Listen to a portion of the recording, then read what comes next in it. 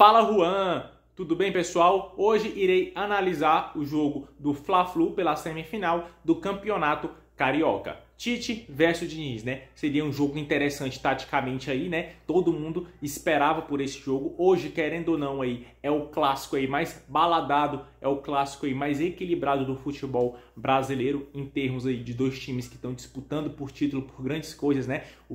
O futebol paulista caiu um pouco de produção. Hoje o clássico assim que dá mais aí audiência, um clássico assim, que pega mais fogo é Palmeiras versus São Paulo, mas na minha concepção aí o Fla-Flu hoje no Brasil é o clássico dos milhões aí, né? O clássico que realmente todo mundo para ver. E com isso aí o Fluminense também ganhou Libertadores, vários campeonatos, né? O Fluminense também ganhou 2 cariocas em cima do Flamengo, então de uma certa forma era um jogo muito aguardado.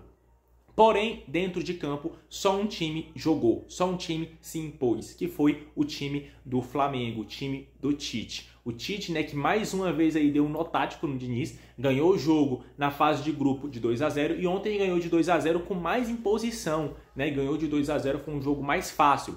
Eu acredito que o Flamengo ainda tenha vacilado de não ter liquidado o jogo ontem, né, nesse sábado, porque o Flamengo poderia facilmente ter ganhado de 3-4-0, principalmente porque ficou com um jogador a mais aí, né, no início do segundo tempo. Mas falando lá do primeiro tempo, né, o Flamengo já iniciou o jogo, já se impondo, né, jogando no campo de ataque ali, jogando no campo do Fluminense o tempo todo, pressão alta, então o Fluminense não conseguiu literalmente jogar no primeiro tempo. Para vocês terem uma ideia, o goleiro do Flamengo, Rossi, na verdade o Fluminense conseguiu passar do meio de campo já depois dos 10 minutos do primeiro tempo, ou seja, foi 10 minutos só no campo do Fluminense. E aí o Flamengo criando, tendo chances, né, e não conseguiu converter, mas ao finalzinho do primeiro tempo, quando aí tudo indicava que ia para o intervalo com 0-0, que seria muito bom para o Fluminense, né, o Fluminense que no primeiro tempo fez aí uma partida muito ruim, vai lá o Cebolinha e faz 1-0 com um cruzamento do Pulgar. Pulgar que é um excelente aí volante, né? Um volante que eu acredito que vai ser titular durante toda a temporada do Flamengo aí e só vai desfalcar nas datas FIFA.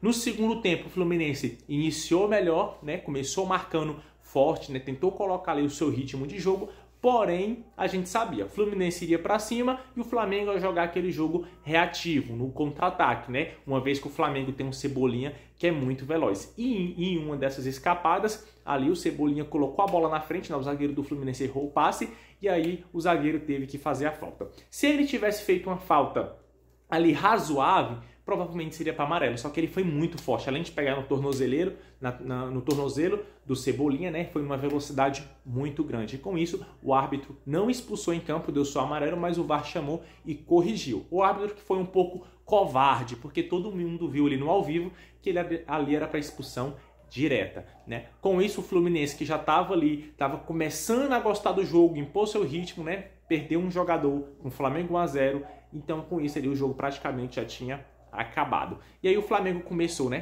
perder milhões e milhões de chances, né? O Flamengo que tem esse defeito, seus atletas têm que treinar mais, têm que melhorar e muito a sua pontaria. Então o Flamengo criou, para vocês terem uma ideia, o Flamengo chutou mais de 20 bolas, teve mais de 20 chutes, né, no gol, não foi dentro do gol, né, mas várias finalizações e não conseguiu marcar. Então tudo estava indicando que o Flamengo ali, que o jogo ia acabar com 1-0 para o Flamengo, que seria excelente para o Fluminense, né? E aí no jogo de volta o Fluminense só venceria de 2-0. Mas não, o Flamengo fez 2-0 ali no finalzinho, né? Com um cruzamento. Na verdade a bola começou pelo De La Cruz, que deu um passe incrível para o Arrascaeta. A Arrascaeta fez o chuveirinho e o Pedro fez 2-0. Com isso, né, uma marca importante é que o Pedro se tornou o maior artilheiro do Maracanã na história, do novo Maracanã na história.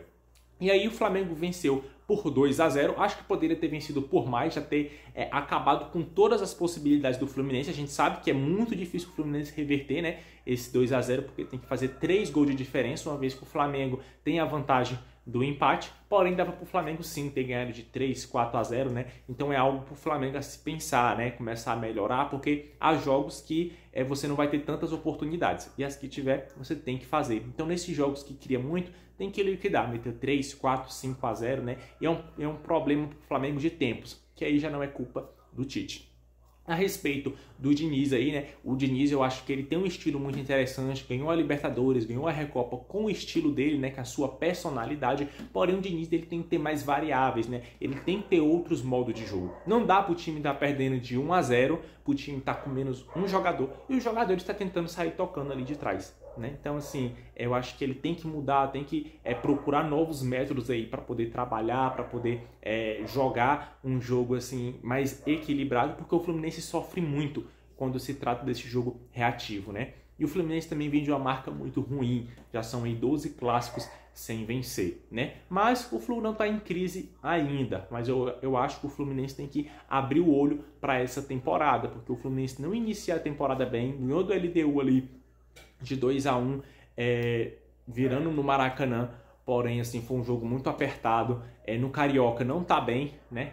Passou em quarto colocado, então assim, o Fluminense tem que abrir o olho e ficar esperto para a temporada. Uma vez também que o Fluminense aí contratou bastante medalhão, Renato Augusto, Douglas Costa, bastante jogador aí já com idade avançada. E já tinha bastante jogadores assim, Felipe Melo, Marcelo, então aí eu acho que o Fluminense tem aí que começar a abrir o olho e pensar, né? Porque já vai começar Brasileirão, Copa do Brasil, Libertadores. Então, com esse tanto de torneio aí pode acabar prejudicando a temporada do Fluminense.